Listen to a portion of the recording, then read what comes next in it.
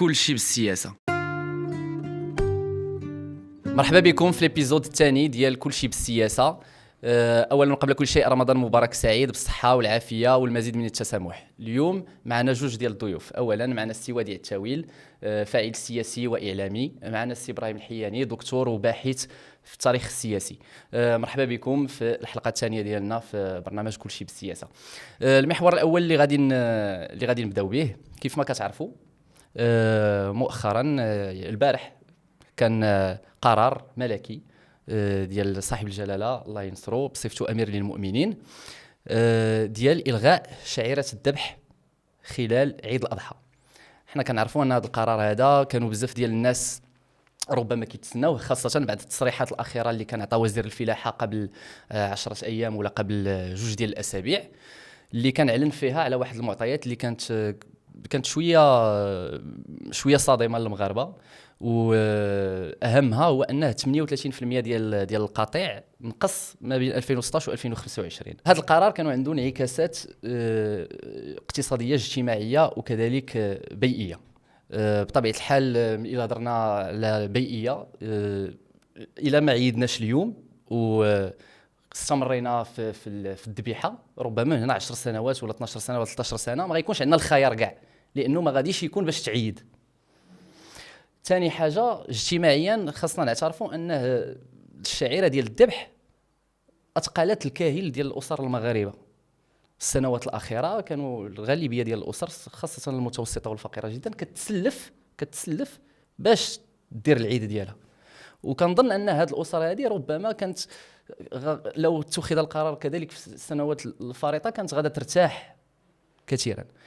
والعامل الثالث اقتصادي، لانه الى جينا نشوفوا في السنوات الاخيره كاين واحد القاعده ديال العرض والطلب.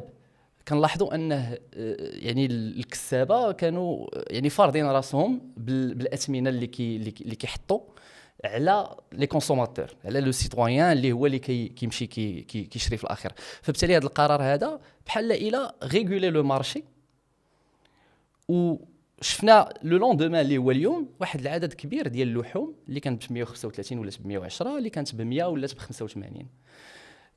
فبالتالي السؤال ديالي دابا، حنا عرفنا هذا القرار دابا اتخذ، الغالبيه ديال الشعب المغربي مرتاح لهذا القرار، ولكن كاينه واحد الفئه اللي تضررات، وهذه الفئه اللي تضررات هي الفئه ديال الكسابه، لانه ما عندهمش باش يبيعوا.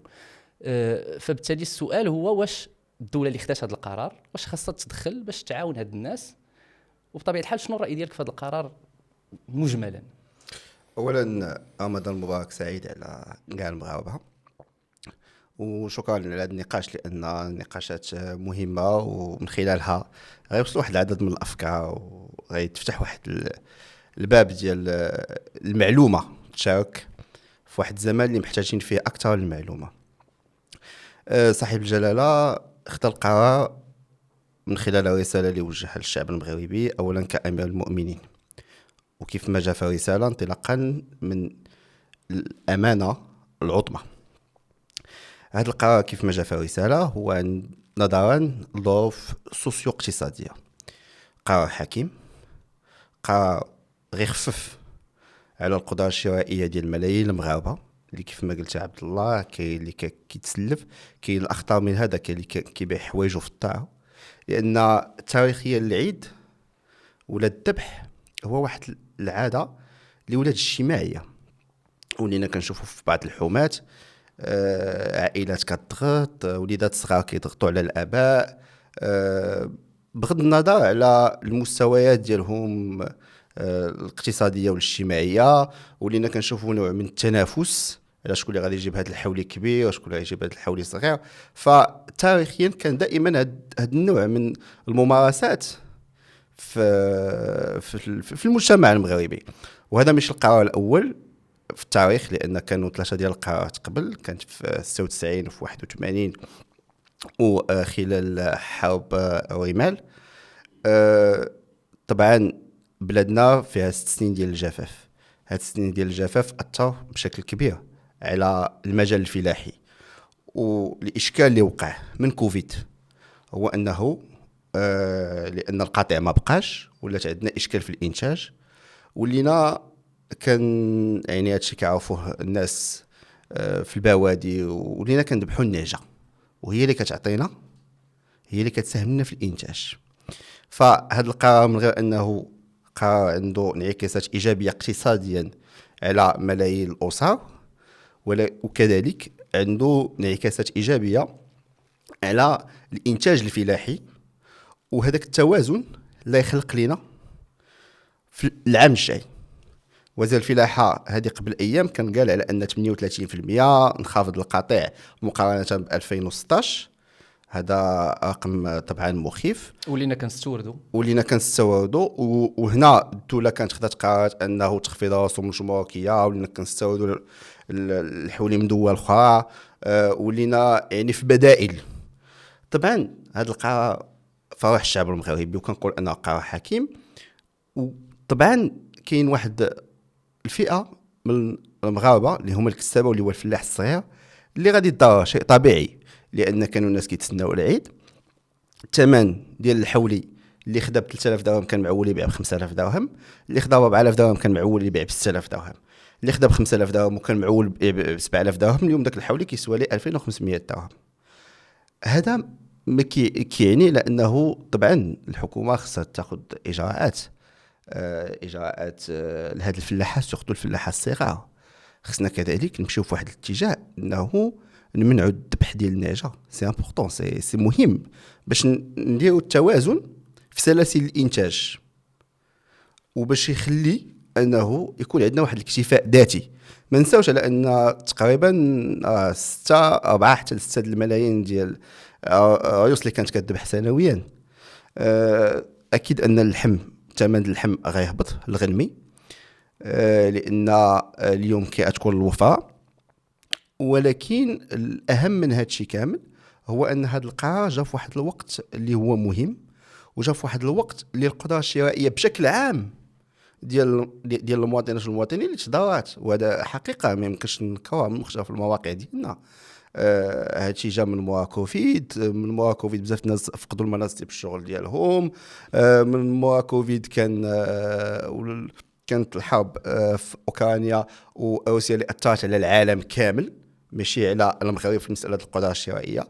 انا شفت 3 ديال الدول اللي سولت على ثمن العيش كيفاش طلع: الاردن، كينيا، حتى السعوديه، وحتى فرنسا مثلا.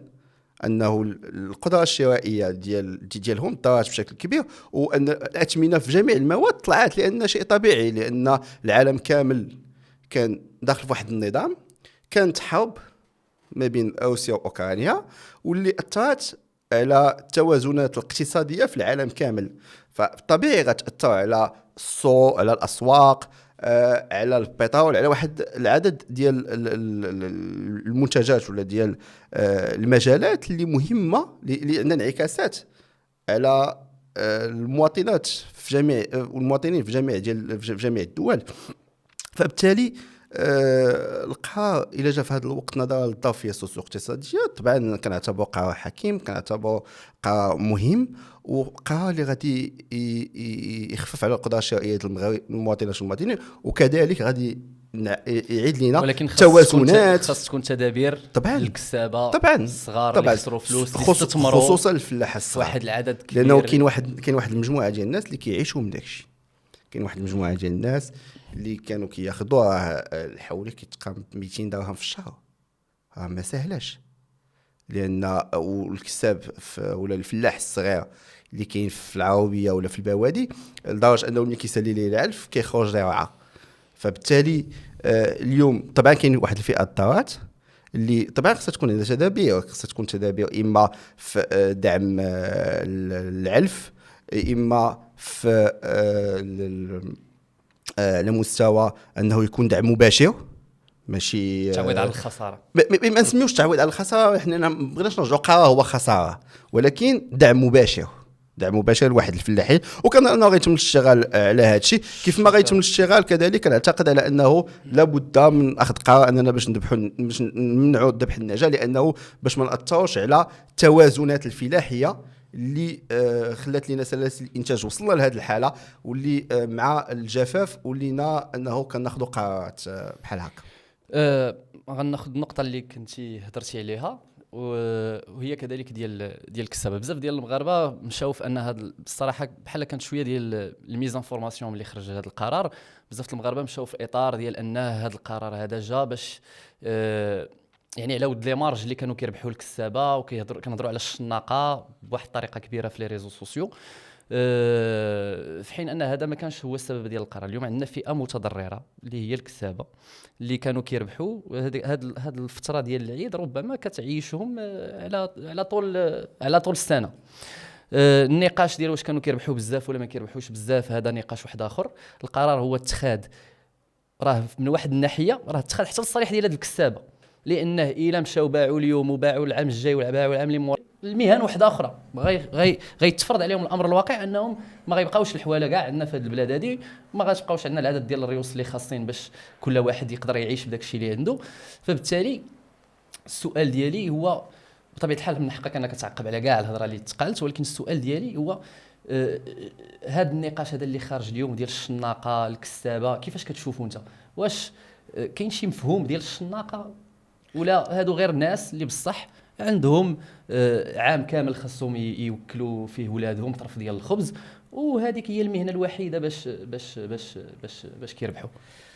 اولا قبل ما نوصل لديك المرحله ديال المحطه ديال الشناقه، خاصنا نطرحوا واحد السؤال كبير، هو علاش وصلنا لهذه المرحله ديال انها تلغى هذه الشعيره ديال الذبح؟ بطبيعه الحال تيبقى قرار سليم، ولكن خصنا نعرفوا بانه تحصيل حاصل ماشي غادي نقول انا، يعني ماشي غادي نصدر حكم قيم ونقول بانه نتيجه السياسه الغير موفقه ولا الفشل ديال مخطط المغرب الاخضر، ولكن من حقنا ولا من حق المواطن المغربي انه يسائل 15 عام ديال مخطط المغرب الاخضر ما يعني النتائج ديال خصو يسول على النتائج، لانه حنا ديما كان الحكومه او اللي اوعزت الامر ان المساله عندها علاقه بالجفاف، لكن بالنسبه لي انا ملي تعطت الانطلاقه لمخطط المغرب الاخضر في 2008 ترصد واحد المبلغ مالي اللي هو كبير جدا، يعني في المجمل 133 مليار ديال الدرهم، يعني 13 مليار ديال الدولار، فيها 4 مليار ديال الدرهم اموال عموميه. اللي اساس السياسه دار اصلا من بين الاهداف والغايات هي تحقيق السياده والامن الغذائي، لان كنهضر على السياده والامن الغذائي فما هو الفلاحي وتربيه الماشيه بالطبع. كما قلت لك يعني هذه الغايه اللي هضرتي عليها تحققت ولا؟ طيب انا جاي لك دابا، لان هذه هي المعضله الكبيره، لانه ماشي غنشوفوا غير في ديك الترتبات يعني داك ما هو اجتماعي، لان نشوفوا حتى ليماج ديال الدوله، لانه خصنا نستحضروا ان الملك تحط في واحد الموقف ما خصوش تحط فيه، لانه بغض النظر على داكشي اللي انه تحلت واحد النافذه في السوشيال ميديا الخارج، خصوصا الناس اللي كيتسناو الدوله المغربيه اي حاجه باش انه يضربوا في الدوله المغربيه، لان انت وليتي حطيتي المؤسسه الملكيه في مواجهه مباشره بغينا ولا كرهنا، ولكن شكون اللي كيتحمل المسؤوليه؟ بالطبع رئيس الحكومه اللي كان وزير فلاحه، لانك انت تم رصد يعني امكانات مهمه لم تتوفر لاي وزير، ربما ماشي في تاريخ المغرب ولكن على الاقل في المرحله ديال العهد الجديد من 2008 حتى 2021 راه بالطبع 13 مليار ديال الدولار راه مبلغ كبير جدا، وفيها على اساس فيها مثلا المساله ديال كنهضروا على المساله ديال رؤوس الماشيه، راه كاين دعم من نهار تحت هذا البرنامج ولا هذه الاستراتيجيه، كاين الدعم مثلا ديال 4000 درهم ديال بالنسبه للناس اللي عندهم الافقار، 680 درهم مثلا ولا 650 درهم بالنسبه للناس اللي عندهم قطع الماشيه.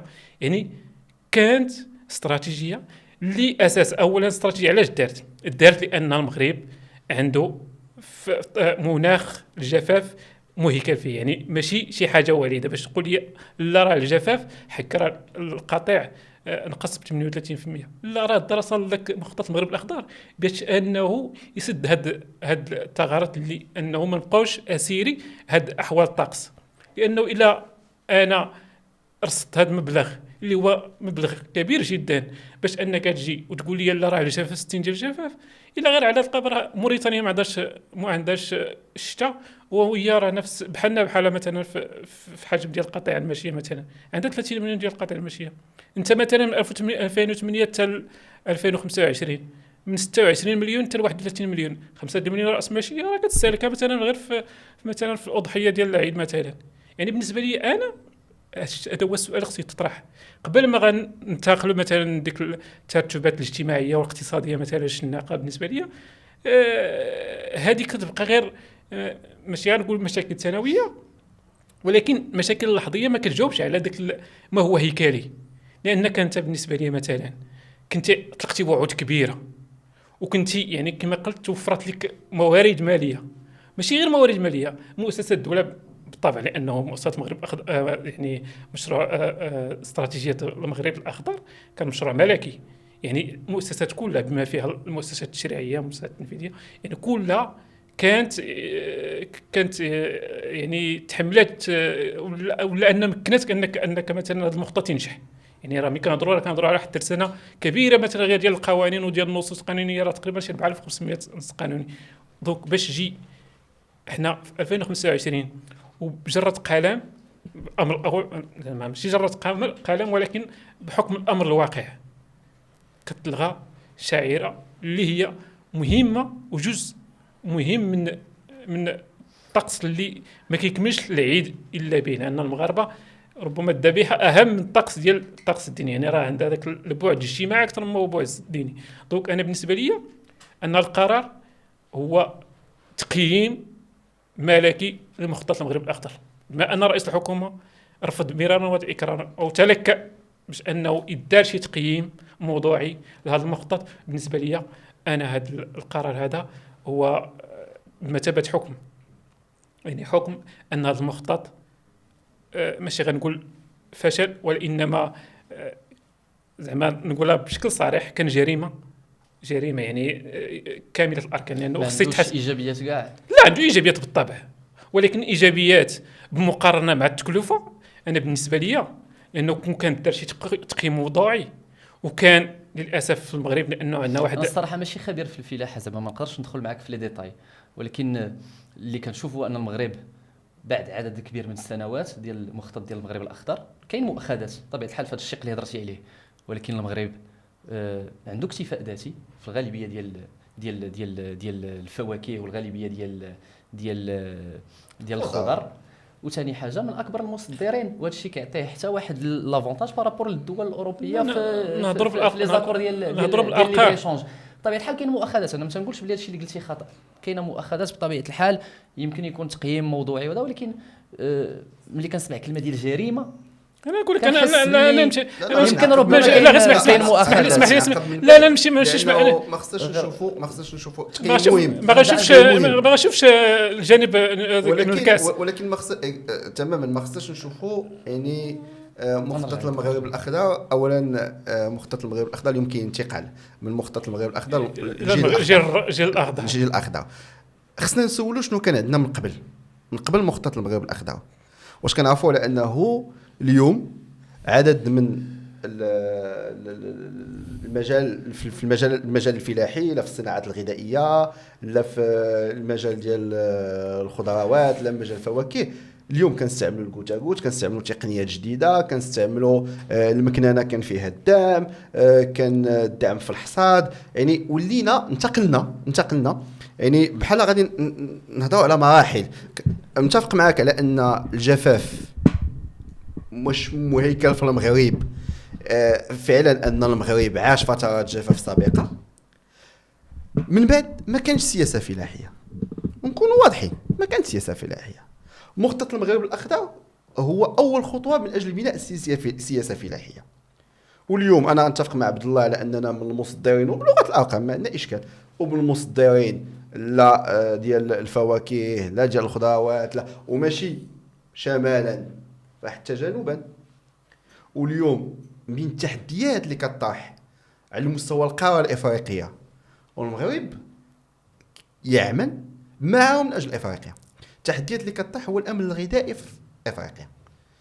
غادي يحتم تحديد القطاع على مستوى القمه عند الاتحاد الافريقي. واليوم المغرب سواء مش غير وزاره الفلاحه ولا الحكومه، كاين مؤسسات اخرى، كاين لو سي بي اللي عنده دور مهم في الاسمده والبذور. كنشوفوا المشاريع اللي كانت في الغابون مؤخرا، وكاين مشاريع مماثله في السنغال، في عدد من الدول، وخصوصا يعني في ترى مقبله في دول الساحل. وكتعرفوا انه التحديات اللي كتواجه دول الساحل تحديات امنيه وجيوسياسيه اللي عندها تاثير على الامن ديال القاره كامله، فكل شيء مترابط. فبالتالي ملي كنجيو نهضروا على مخطط المغرب الاخضر، طبعا كانت نتائج ايجابيه. اي سياسه عموميه كيف ما بغات تكون كيكون فيها خص يكون فيها تقييم، بما فيهم حتى النصوص، وما بين فيهم النص الاسمى في البلاد اللي هو الدستور. الدستور من 1902، من اول نص فكره قبل الدستور ديال 62، من اول فكره ديال الدستور الى غايه الدستور 2011. طبعا خصو يكون تقييم، شيء طبيعي في اي سياسه عموميه. ولكن ما يمكنش نوصفوا غير باش نسال هذه الفكره، ما يمكنش نوصف واحد السياسه عموميه اللي كانت عندنا قبل والو، واليوم انتقلنا لمرحله اخرى وعندها نتائج لا في الغرب لا في اكادير لا في وجده لا في يعني الجهه الشرقيه لا في عدد من المناطق اللي عندها نتائج نوصفوها بجريمه. والمشكل الجفاف ساهم فيه بعد الاشكاليات اللي مرتبطين بالنقص ديالها. ملي كيكون نقص ديال الماء، ملي كيكون الجفاف، شيء طبيعي ان حقينه السدود ما كتكونش ممتلئه، شيء طبيعي اننا كنعانيو من مشكل ديال الماء الصالح للشرب، شيء طبيعي ان عدد من المناطق تعاني من العطش. ولكن هادشي اللي كان خصنا نصلحوه في واحد الوقت اللي كانت سياسات حكوميه سابقه في واحد الفتره معينه باش انه يكونوا محطات ديال تحليه المياه. كل يوم غيكون تحصيل الحاصل، ايجابي في المسائل ديال الماء. غير باش ندير ربط غنعطيك باش تعقب ياك، ولكن من بعد نحاولوا ندوزوا في النقاش باش ما نبقاوش غير في المغرب الاخضر. غنعطيك باش تعقب، ولكن اللي بغيت نطرح عليك كذلك هو ان دابا وديع كيشرح على ان الموضوع كيتعلق بواحد السياسه اللي تحطت في 2800. اول مره بحال كتكون عندنا زعما سياسه فلاحيه اللي دايرها في 2800. انا نعطيك باش تعقب. انا التساؤل اللي عندي ماشي هو هذا، العدد ديال الناس اللي تشغلوا في الفلاحه، العدد ديال الشباب اللي تشغلوا في الفلاحه هو واحد العدد اللي كبير بزاف، واللي كان بطريقه او باخرى بفضل المغرب الاخضر. ولكن ملي طحنا في الجفاف اللي هضرتي عليه، واحد العدد كبير ديال الشباب فقد الشغل ديالو. وملي كنهضروا على مؤشر ديال الشغل اليوم وكنشوفوا انه في المجمل كاع القطاعات كلشي تزاد فيه الشغل الا قطاع الفلاحه، وكنلقاو انه مجملا كنلقاو انه التشغيل نقص، والتشغيل نقص فقط بسبب قطاع ديال الفلاحه.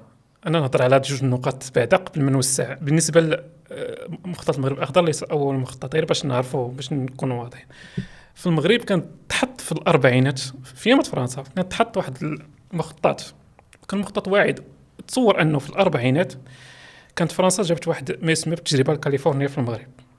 كانت تجربه كان المفروض انها توصل 8 مليون هكتار ساقويه في المغرب، من 44 56 نوصلوا ل 5 مليون هكتار. مخطط المغرب الاخضر حاليا باقي في الوعاء العقاري ما كملش 2 مليون هكتار. هذا من جانب. يعني ومن بعد جات سياسه السدود، وكاين بصح راه المخططات الخماسيه كامل دخلت الفلاحه جزء من، لان كانت كتشكل واحد القطار اكثر من 70% من الناتج الداخلي سميتو في الستينات والسبعينات. على ان هذا موضوع اخر. بالنسبه للتقييم ديال مخطط المغرب الاخضر والارقام في الشغل، مخطط المغرب الاخضر نهار تحط كان وزير الفلاحه نهار تعرض كان على اساس انه يزيد 1.5 مليون ديال مناصب الشغل في العالم القروي. اليوم بنك المغرب ولا السي بي كتقول لك بانه فقدنا 200 الف منصب شغل في الباديه. بالنسبه للمكنانه، المكنانه راه بالنسبه لي راه جزء من، لان الامور كتطور عادي ان تدخل المكنانه. المشكل ماشي في المكنانه، الاشكال هو انه ملي كيجي مستثمر. انا نهضر مثلا حيت كاين 4 المليار ديال الدولار اللي هي اموال عموميه، وكاين راس المال اللي هو الخاص. نهضر كاع في راس المال الخاص. كيجي مستثمر مثلا المكنانه، مثلا الدوله مثلا كتكلف مثلا بواحد 80% منها على اساس انه كانت واحد التصور ان الدوله غتوصل لذاك الرقم ديال 17 مليار ديال 170 مليار ديال الدرهم قيمه مضافه في الانتاج الفلاحي والاقتصاد الوطني. دابا واحدين بين 6.5 حتى 8. المشكل ماشي هنا، المشكل ان وزاره الفلاحه ولا رئيس الحكومه دابا تيفكر في المائده الانسان الاوروبي ولا المواطن الاوروبي اكثر ما تيفكر في مائده المواطن المغربي. وهنا كنشوف مثلا انه باش يوصلوا ذاك الرقم ديال 17 مليار ديال الدرهم اللي ما غيوصلوش ليه بالطبع لانه بعيدين عليه، ولينا كنصدروا لافوكا والدلاح وكنستوردوا القمح والزيوت النباتيه لدرجه انه مثلا فائده الفرشه المائيه مثلا على حسب الفرشه المائيه، لانه حتى الا كانت تحطوا على ارقام ديال الفلوس راه خاسرين، لانه فائض الميزان التجاري دابا في المغرب راه ناقص 40% مثلا. داكشي اللي كنصدر لا في الفلاحه لا ما كنهضرش انا في الجوانب كامل، كنهضر على الجانب الفلاحي بوحده. لان تصور انت دابا لقاو اكراهات في السنوات الاخيره سنه الجفاف. لا لان حنا درنا اصلا مخطط المغرب الاخضر، لان قلت هي قلت مثلا جبنا لانه واخا موضوع غادي نحلوه من بعد ديال انه مشينا جبنا تجارب. اسمح لي غير لا السقي، لان حنا مثلا جبنا تجارب مثلا الشركات الاسرائيليه بين قوسين، لانه عندهم هي تجربه، عندهم مثلا تجربه رائده في هذا الشيء ديال المناخ الصحراوي مثلا ولا شبه صحراوي. علاش؟ حيت جبنا دي تكنيك جداد اللي كتراعي المناخ المغربي، يعني حتى في اشد ظروف قساوه، وحتى النوع ديال البذور ولا النوع ديال سميتو الفلاحه كان على اساس انه تكون اللي هي كتلائم مع المناخ المغربي. يعني انت جبتي اسمح لي يعني انت اصلا من الاول كاع الاكراهات كامل يعني درتي توقعات ديالك على اسوأ الظروف واحسنها. دونك انا ملي غتجي واحد باش غنحاسبك على كل شيء. لا نحاسبك على كل شيء. ما جاوبتينيش على الطرف الثاني ديال السؤال، الشناقه، الكسابه، بالنسبه للدعم، هذا المصطلح ديال الشناقه. بالنسبه انا قلت لك انا الشناق لانه للاسف ولات واحد الاتكاليه في السوق كامل لدرجه انه الشناقه لا الكبار ولا الصغار ولاو مولفين بداك الشيء ديال الدعم. انا التساؤل اللي كيكون عندي هو انا ماشي خبير، ما كنهبطش للمارشي نقلب هذا، ولكن التساؤل عندي واش بصح عندنا واحد العدد كبير زعما ديال الوكلاء، واحد كيبيع الاخر كيبيع الاخر لا اكثر من هكا دابا اكثر من هكا. ولا كان عندنا بحال هكا علاش كنمشيو كنتشكاو عند هذاك الاخر راني راه غير كيبيع كيزيد غير واحد الربح ديالو اللي صغير. شنو هو الاشكال في الاونه الاخيره؟ انك تلقى المهندس والطبيب تيمشي يربي حتى هو سميتو الحولي ديال العيد باش يبيعوا في العيد، لانه بالنسبه ليه كيلقى واحد الهوته كبيره بالنسبه ليه تيحسبها سهله ماله. يعني ولات مهنه الكساب اصبحت مهنه اي واحد ممكن، لانه لقاها هوته.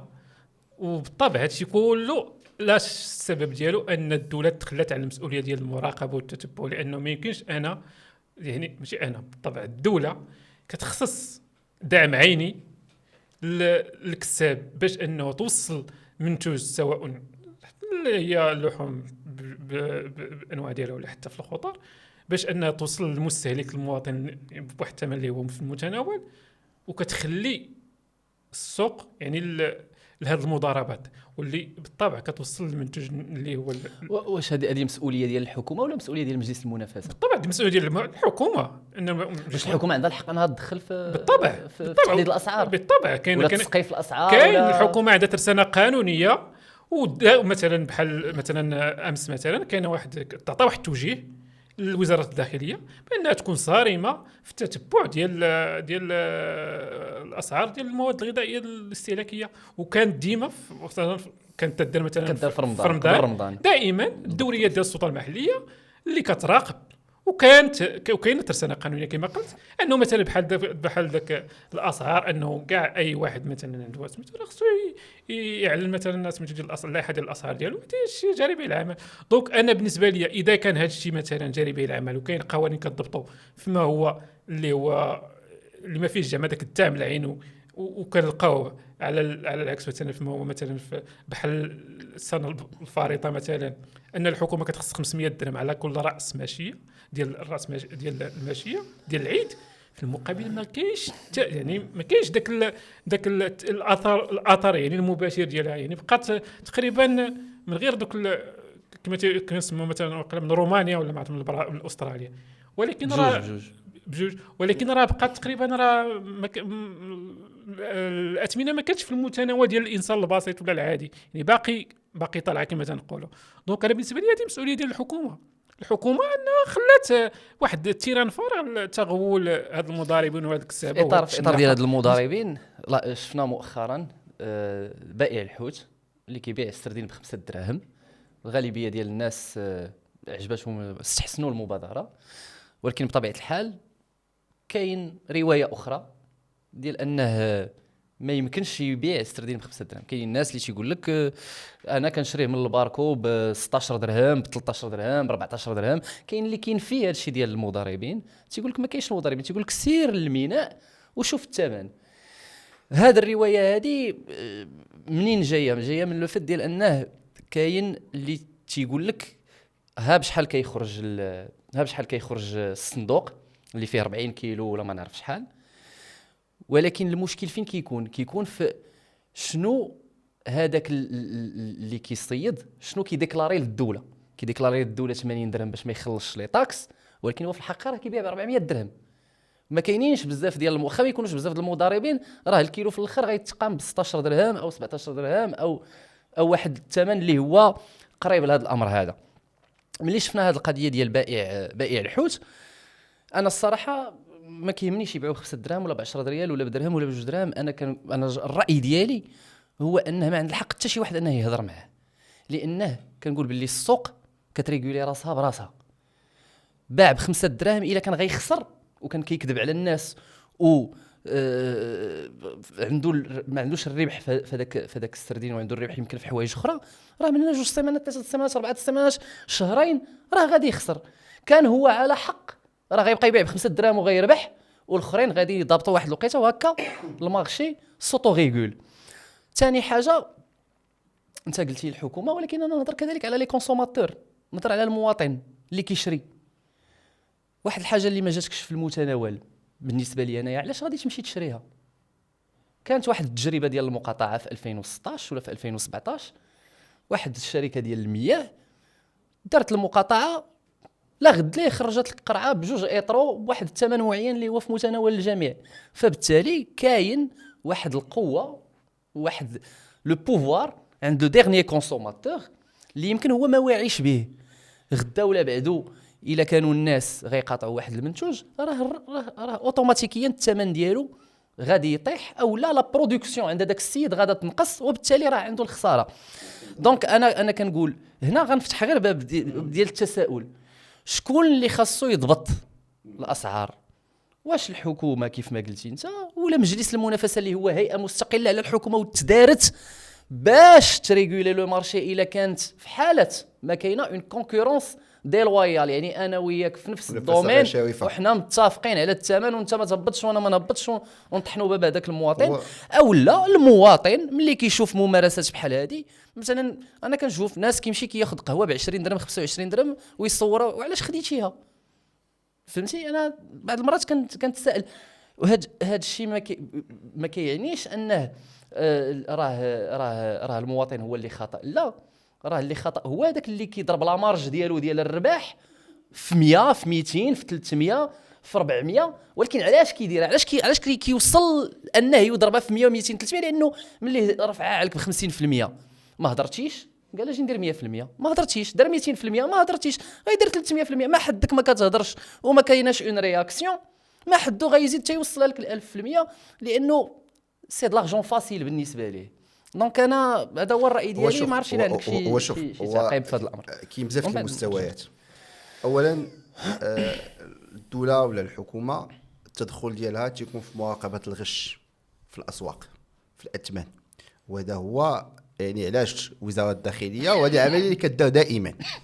قبل رمضان كيدا واحد الاجتماع موسع تتكون فيه القطاعات المعنيه في الحكومه بالسوق من اجل التموين. اولا تيكون انه واش السواق فيها شنو ياكلوا المغاربه، واش عندنا سلعه موجوده، وفي نفس السياق تيكون المساله ديال نراقبوا الثمن باش ما يكونش واحد الغش.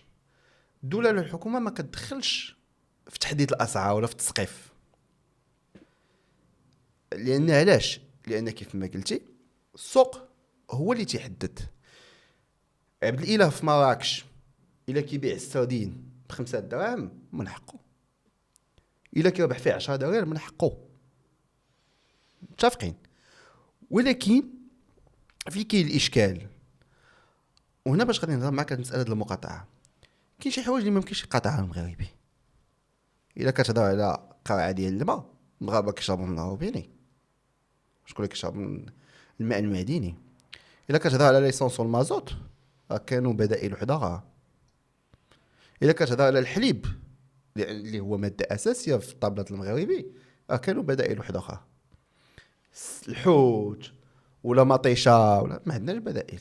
كاين المارشي، كاين السوق، وكاين عادات وتقاليد اللي نسميهم دي زابيتود اللي كيديرهم المغاربه. كاين اللي كيمشي للسوق حتى 6 العشيه باش كترخص الخضره، كاين اللي تيقول لك ما كيتقداش للشهر، كيتقدا كل نهار ونهار. ولكن بائع السردين ديال مراكش خلى بزاف الناس انهم يقاطعوا دابا الحوت. كاين بزاف ديال الناس كيكتبوا لا واش قاطعين، لا باش نتفاهموا. وكاين شهادات اللي دازت في الصحافه ديال واحد لاح السردين ديالو، قال لهم انا ما بغيتش ندي السردين للمارشي باش ما نتحشمش قدام المواطنين. علاش؟ لان وهذا كيخلينا نقولوا انا داكشي اللي دار داك الولد ديال مراكش ايجابي.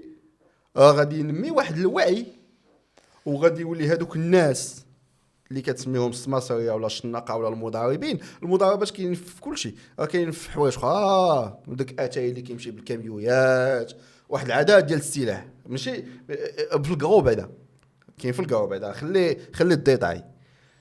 هذا الشيء غادي يخلي على انه السوق غتهبط. انتم شفتوا اللحم الى صبحه كانت كدير 120 درهم وصبحه كدير 90 درهم، والحولي ديال 5000 درهم صباح كيدير في 2500 درهم في 24 ساعه.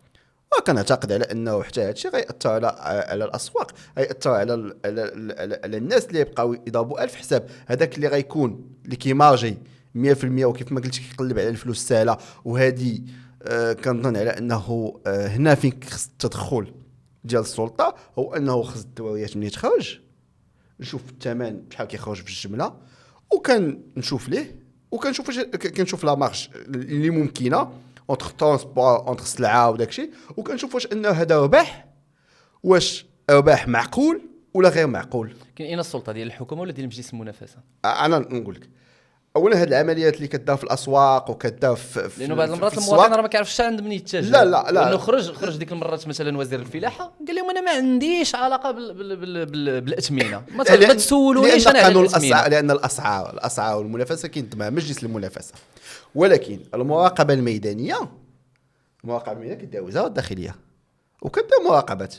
كتشوفوا كاين دي فيديو في يوتيوب، ولا كاين الناس اللي يتبعوا كيشوفوا قياد كيهبطوا للسواق وكيسولوا هذاك مول الحانوت. لان ما نساوش شحال هذا ما كانوش حتى داك الطابلو د الاسعار كانوا كيعلقوه. ولكن سمح لي هذه راه بالنسبه لي كتطرح واحد الاشكال، لانك راه كتمشي كتسول هذاك الاخر راه تا هو راه شراها بواحد الثمن مور ما دازت عند واحد 50 مضارب. لا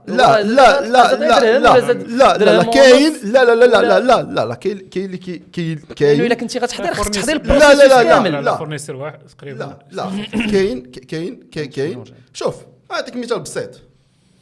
الا مشينا للحانوت في حيويات في الرباط، غتلقى الثمن ناقص 2 درهم. الى حانوت في المسيره في تماره، ولا في حين بيعات في سلا، ولا في عين عوده، كينقص رغم انه نفس السلعه وما تجوش هي ترونسبور. نفس غير كل واحد وكيفاش كل واحد كيدير داك اللائحه كيدير. هنا فين خصها تكون المراقبه، حاجه داك اللي غيزيد 2 درهم واحد بلاصه اخرى غيزيد 10 درهم. واحد يقول لك لا انا كنبيع غير صحاب الفيلا تزيد 25 درهم، وكيخليو السوق طلع اوتوماتيكمون، كيخليو ان المارشي يطلع، الثمن كيطلع. فهنا باش نرجعوا للسؤال الاول ديالك، هو انه فعلا كاين مضاربين، وهذه دائره سلبيه في جميع المجالات. الثمن باش كيخرج انا ما عرفتش حقيقه واش كيديكلارايو 3 دراهم ولا كيديكلارايو كثر، يعني 40 درهم، ولا باش ما يخلصوش لا تاكس. انا ما كنشوف لي ريزو سوسيو كتعرفوا في زمن الفيك نيوز كلشي ولكن كنظن على انه في ظل ما نعيشه اليوم خاص تكون مراقبه اكثر، وخاص الوعي المجتمعي اكثر بهذه المساله ديال غلاء الاسعار. في اطار ديال الوعي المجتمعي عطيك باش تعقب، ولكن السؤال اللي عندي في 2016 كانت طرات واحد الحديثه ديال محسن فكري الله يرحمه، كنعرفوا انا لا غد ليه السردين ولا كيدير ب7 دراهم في الحسيمه، ولكن داز الوقت ورجعات الاثمنه لهذا الشيء هذا. اليوم عندنا القضيه ديال السيد ديال مراكش اللي كيبيع بالاثمنه اللي كيدير هو. بصح راه كاين يمكن ماشي بنفس الطريقه ديال 7 دراهم في منطقه كامله، ولكن كاين واحد لامباكت اللي بان في لي ريزو سوسيو، الناس كيخرجوا يتشكاو اللي خدامين في لو دومين كذا، هذه كاين واحد لامباكت على الاثمنه، دار هذاك السيد دار واحد لامباكت على الاثمنه. السؤال ديالي هو كيفاش ممكن اننا نكابيتاليزيو على هذا الشيء باش يولي عندنا وعي مجتمعي، ومن غير وعي مجتمعي مراقبه مستمره ربما، او لا يكونوا عندنا بزاف ديال الدري هذا ديال مراكش يوليو عندنا بزاف منه، اللي يخلي انه ماشي الثمن غيولي دابا 7 دراهم 8 دراهم ولا نقولوا 12 درهم كاع لمده ديال شهر شهرين، وبعد ذلك عادت حليمه لعادتها القديمه. لانه كانت عندنا تجربه في 2016 7 دراهم كان كيتباع السردين في واحد المده معينه في واحد المناطق معينه، انا نمشي كاع انا نمشي ولكن من بعد راه المكمل رجعنا ل 20 22 25 درهم.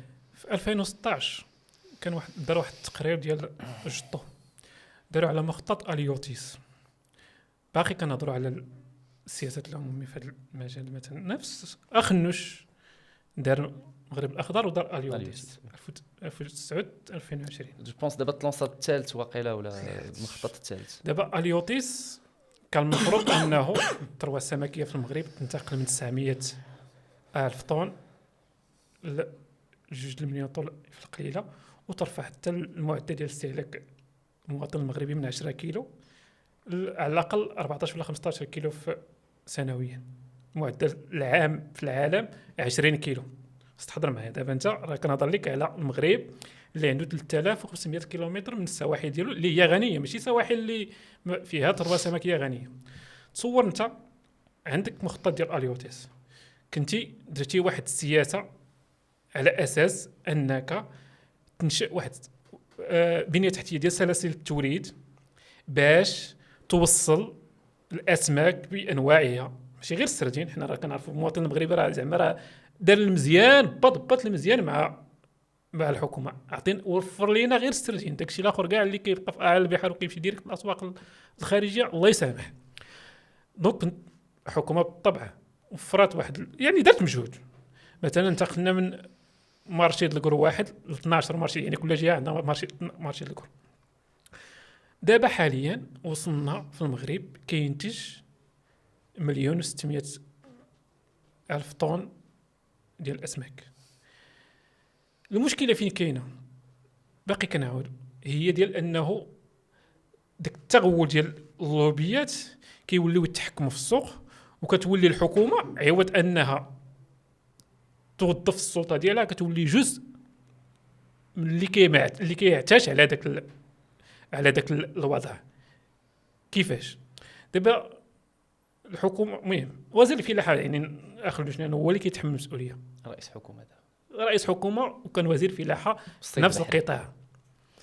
بالنسبه لي هادوك واحد كتله ماشي غنقول غير كتله ناخبه، ولكن بحال قلتي واحد تخلقات واحد نوع من العلاقه. يعني حتى الا كنتي مع شي واحد مثلا في المرصع تيعاود لك غير الطريقه باش كدار الدلاله مثلا ديال السردين، كيفاش كتقيم الاسعار. يعني هي واحد الطريقه بعدا يعني متجاوزه. كيدخل مثلا الباركو مثلا كتولي الدلاله فلان عطى مثلا شي تفق مثلا. دوك انت مثلا كدوله ملي كتخصص واحد مره اخرى واحد الاهتمام على حسب ما فهمت كتكون منافسه استاذ. كيدخل لا ماشي راه المنافسه ما فاش كاين كيدخل 100 باطو لا كذا الدلاله. دابا انت غير باش تدخل الدلاله يعني غير باش توصل ديك المرحله ديال الدلاله ما تحلمش بها بعدا، لان كاين اللوبيات كيتحكموا في كل مرصع. ماشي اشكالها هو انك انت كحكومه بغض النظر انك ما تقديتيش انك تحارب هذا التغول ديال اللوبيات، ما خديتيش تخلق بدائل. لانه مثلا كون استفدتي مثلا من التجربه ديال مصر عنده غير 2450 مثلا كيلومتر من السواحل وما فيهاش حتى الحوت. اشنو دارت داك الاستزراع السمكي ياك. تصور مصر دابا واصلين دابا الزراعه السمكيه 1,800,000 طن غير من الزراعات السمكيه. ما كاينش النتيجه وحقوا الاحتفاء الذاتي من داكشي اللي تصور 120 مليون مصري كيلقى الحوت ما بقاش مصر كتمشي تقلب على الحوت وكتصدروا للخليج. كنظن على ان الماكله ديال المصريين بلاتي لا والمائده ديالهم معروفه. لا اسمح لي بلا ما نستخفوا بلا المائده ديال لا زعما معروفه زعما لا زعما معروفه زعما كنا واحد الوقيته كنا تنعيقوا على البراني بالطاجين وسبع خضار. لا ماشي تنقول اننا عيانه، تنقول انها معروفه. تنهضروا على الحوت دابا شحال كيكون يعني ما نزيدوش بلاد واحده اخرى. لا ما كنزيدوش دابا كنهضروا على الحوت. بغيتي نهضروا على الجو الاخرى لا واش داك الحوت كياكلوا الناس ديال القاهره ولا كياكلوا الناس ديال الساحل الشمالي؟ لا فين ماشي الساحل الشمالي والناس ديال الصعيد لانه المزارع كاينه في الصعيد اكثر ما كاينه في الساحل الشمالي. لا زعما باش نكونوا لانه دابا مصر شنو دارت؟ لانه الاستراتيجيه شنو هي؟ المناطق ديال الداخل هي فاش دارت ديك المزارع ديال الاسماك، لان هذا هو اللي لانه عوض انت ما تضرب بالفار مثلا داك الترونسبور اللي غيضرب مثلا واحد 300 كيلومتر وغيزيد عليه واحد 3 درهم ولا 4 دراهم، كدير مزرعه سمكيه في منطقه داخليه مثلا وكيولي بين المستهلك وبين منطقه الانتاج ما كامل مثلا ساعه ولا ساعتين. فهمتي؟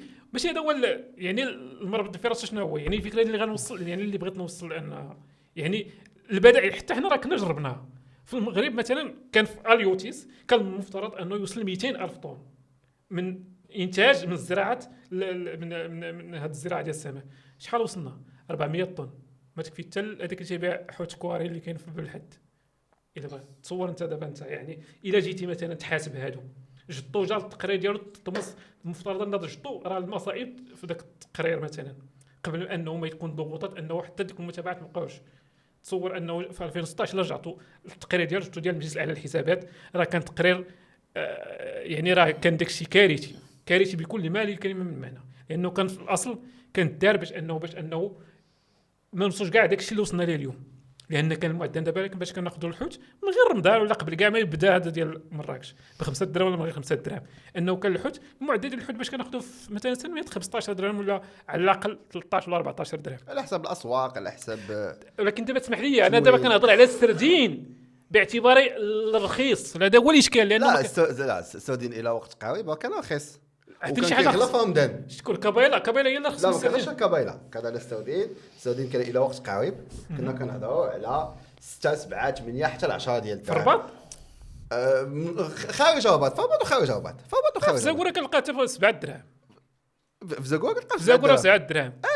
كيوصل رمضان كيغلى شيء طبيعي لانه ما طبيعيش. لا بلاتي لان تيكثر الطلب كيغلى ماشي يوصل 25 درهم. ماشي كنقول انه يغلى ماشي كنقول على انه ملي كيوصل 25 درهم طبيعي. لا انا الغالي عندي هو يوصل 15 درهم، هذا هو الطبيعي لان كتوحد لنا الطلب. واحد الوقيته فلا جاي يسمح لي باش نعطيك واحد الرقم ما عرفتش انه المهم بالطبع شويه كان يعني في 2010 ولا 2011 تقريبا كانت واحد تقريبا ما يقارب 30% من الثروه السمكيه اللي كتوجه للسوق الداخلي كتعرض للتلف، لانه واحد الوقيته ما كانوش عندنا ديك الاقبال.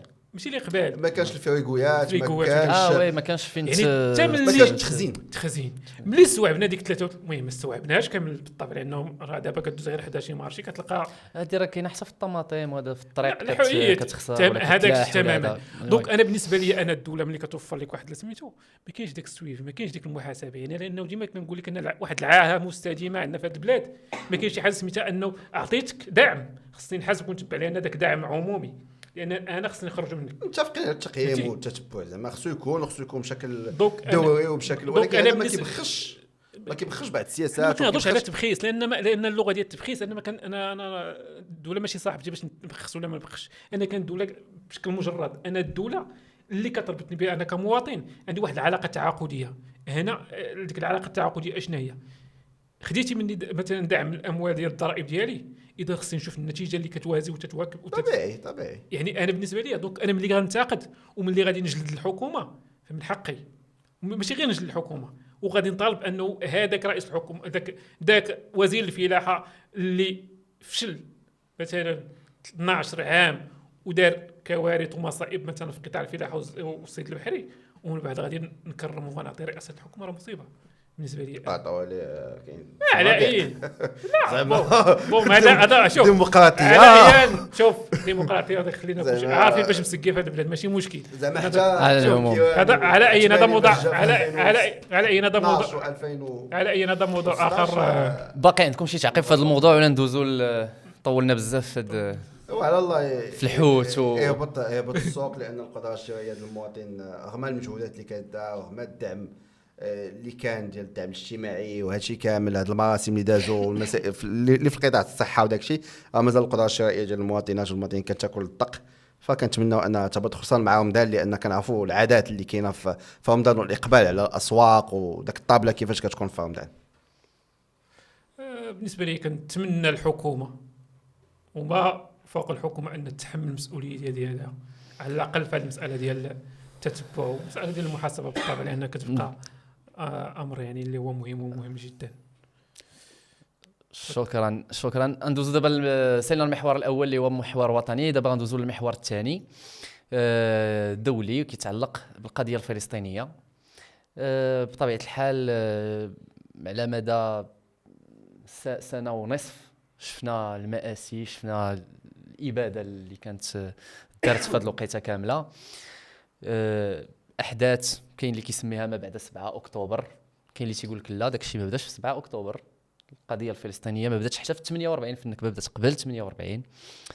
ف ملي كنشوفوا على العموم 7 اكتوبر هي مرحله مفصليه جوهريه كبيره في التاريخ ديال القضيه الفلسطينيه. حنا عارفين ان القضيه الفلسطينيه كانت قبل، ولكن هذاك التاريخ محدد ومفصلي. اللي كان قبل 7 اكتوبر بعدا على الاقل هو انه كنا كنناقشوا قيام دولة فلسطينية، كان يتم مناقشتها، وكان هناك إيمان كبير أنها شي نهار ربما غدا تكون. اليوم من مور 7 أكتوبر كاين رغبة وكاين ان ريسك ديال أن هذا النقاش هذا يتم إقباره من طرف القوى العظمى التي تتحكم في الوضع الدولي. مؤخرا خرج قيادي ديال حماس وكان قال كون عرفت حجم الدمار اللي غيلحق بالشعب ديالي ما كنتش غادي نوافق على العمليه ديال 7 اكتوبر. انا كنعتبر راسي ماشي من حقي انني نقول واش 7 اكتوبر خطا ولا ماشي خطا. كنعتبر انه ما عمرني ما تحطيت كانسان محاصر في واحد البلاصه معينه، ما عنديش الحقوق الاساسيه. المعونات ديال الماكله اللي كتدخل كيحسبوا لك لي كالوري ديال لا سورفي، ماشي لي كالوري اللي تاكل باش تعيش مزيان، وهذا لي كالوري ديال السورفي باغ موين هما اللي كيتحسبوا باش يدخلوا لتماك. بالتالي كنعتبر ان ما عنديش الحق انني نقول واش 7 اكتوبر صالحه ولا ما صالحاش. هذا حكم ديال الشعب الفلسطيني. انا بالنسبه لي كشخص ما عليا الا انني نساند اي حركه ديال التحرر ولا ديال المقاومه. من جهه واحده اخرى كاين اعلام غربي، اعلام ديال انظمه كيعتبر ان حماس حركه ارهابيه اسلاميه متطرفه. فبالتالي شنو الراي ديالك فد وتغرسات عندهم هذه الفكره هذه خاصه بعد الاحداث ديال 7 اكتوبر؟ ولكن انا كنأكد ان هذا الشيء غير عند الاعلام ديال الانظمه والانظمه يعني الغربيه ديال القوى العظمى، ما يسمى بالقوى العظمى. ولكن لاحظنا ان الشعوب تعاطفات اكثر. بالتالي شنو الراي ديالك في هذا؟ انا بالنسبه للراي ديالي اولا اللي كيسول على التكلفه بين قوسين الباهظه لما بعد 7 اكتوبر، كنطرح عليه سؤال تنقول انت بالنسبه لك تضحيه من اجل الوطن شنو هو التسعير ديالها بالنسبه لك؟ يعني التسعير المرضي بالنسبه لك، يعني انت شحال كتسعر الوطن ديالك، شحال ممكن تبيع لنا هذه البلاد؟ لان هذا هو المنطق. هذا بالطبع لانه لو سلمنا جدلا ان هذا السؤال خصو يطرح بهذه الصيغه. انا بالنسبه لي انا 7 اكتوبر غير نتيجه، لانه ما قبل 7 اكتوبر او الذي داك الشيء اللي وقع في 7 اكتوبر هو ردة فعل على ما قبل 7 اكتوبر. بالحد انا ما غادي نمشيش معك كاع يعني بزاف، ما غنجبدش معك من 48 لدابا. انا ضرير الحد الادنى من الانتفاضه الثانيه ل 2023 تقريبا. الى حسبنا العدد الضحايا الشهداء 20,000 فلسطيني، 20,000 فلسطيني. غزه بوحدها يعني تشنت غزه تقريبا عاشت 6 ولا 7 ديال الحروب: 2009 2012 2014 2019 2020 2021. الضفه والقدس. الضفه القطعان ديال المستوطنين في اي وقت بسبب او دون سبب ممكن يرتكبوا اي جريمه والافلات من العقاب كأن شيئا لم يقع. كنا عرفنا القصة ديال عائلة الدوابشة، دخلوها مستوطنين حرقوا عائلة بأكملها، أب وأم وأطفال، وفي الأخير يتم تبرئة 17 من المتورطين. واحد اللي تجاوزا كي يتم الإدانة ديالو، وراه دابا باقيين غاديين على الأساس أنه يبرئوه. قضية محمد أبو خضير، قضية هند رجب، كثير من الجرائم ترتكب. يعني بالنسبة لي السؤال ولماذا تأخر 7 أكتوبر؟ لأنه بالنظر ولا بمقارنة مع بشاعة ما ارتكب فإن 7 أكتوبر تأخرت كثيرا. أما الذي وقع بعد 7 أكتوبر من جرائم تطهير عرقي وإبادة، فممكن نقول متى غادي تجي 7 أكتوبر المقبلة. وبالطبع أنا يعني نكون أكيد أن 7 أكتوبر كان العالم ينتظر توقيع ما يسمى بصفقة القرن، لكن كان ضربة القرن.